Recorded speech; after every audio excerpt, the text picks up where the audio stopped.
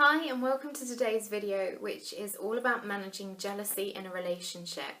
This is part of the Managing Difficult Feelings series, which is where I share with you my top 3 tips for managing various difficult emotions.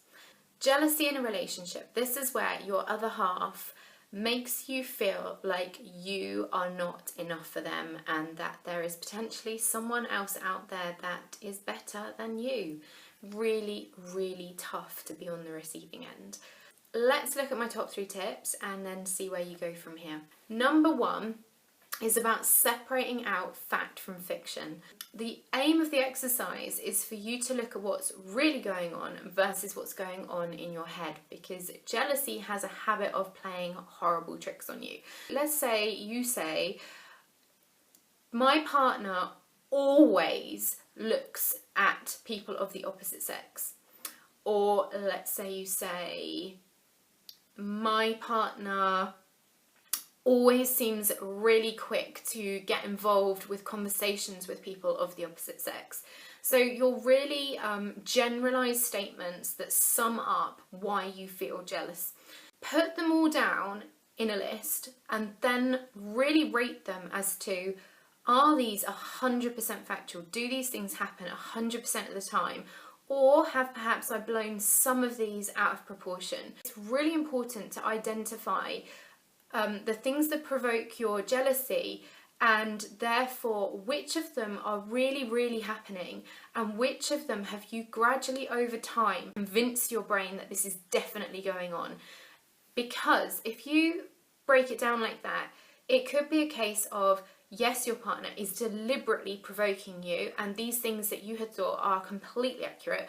Or it could be a case of, well, actually, some of this may be not as true as I had originally thought, and maybe I need to work on myself a little bit here, or maybe we need to look at some strategies for improving this. So let's start off by just really assessing where we're at.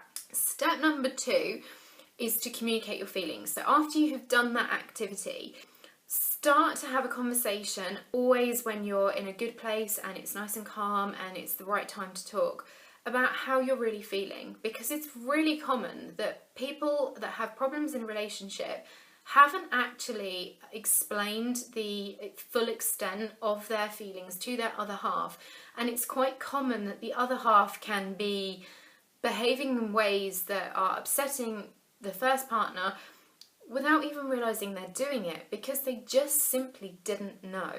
If you find that on the list of things that the person is genuinely doing to cause these jealous feelings in you, if you then sat down with them and said, you know that thing you do when that actually really makes me feel insecure, by sharing that insight with the other person, if they genuinely love you and care about you, they're going to go, oh my god, I'm so sorry, I didn't realise I did that, and I will seek to change that behaviour and not make you feel that way.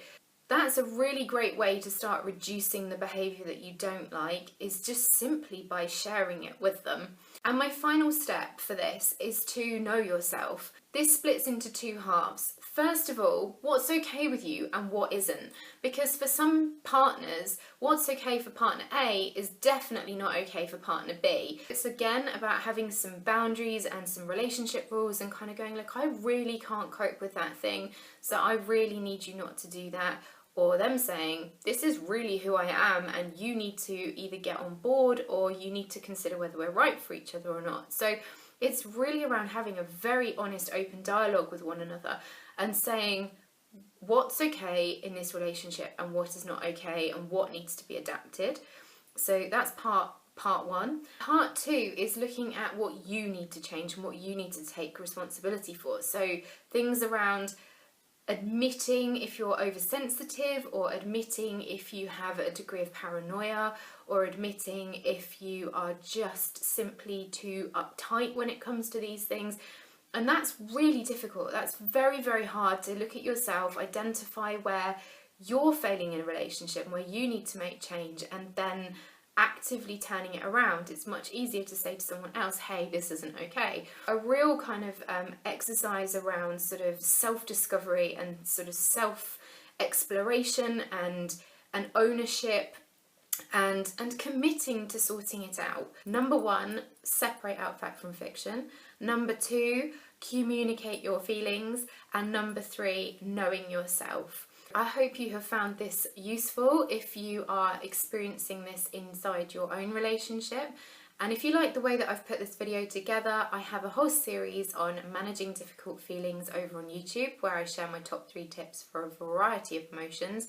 And you can find that by searching White Barn Therapy on YouTube. And if you like it, you can subscribe. It's been great to share this with you, and good luck in your relationship.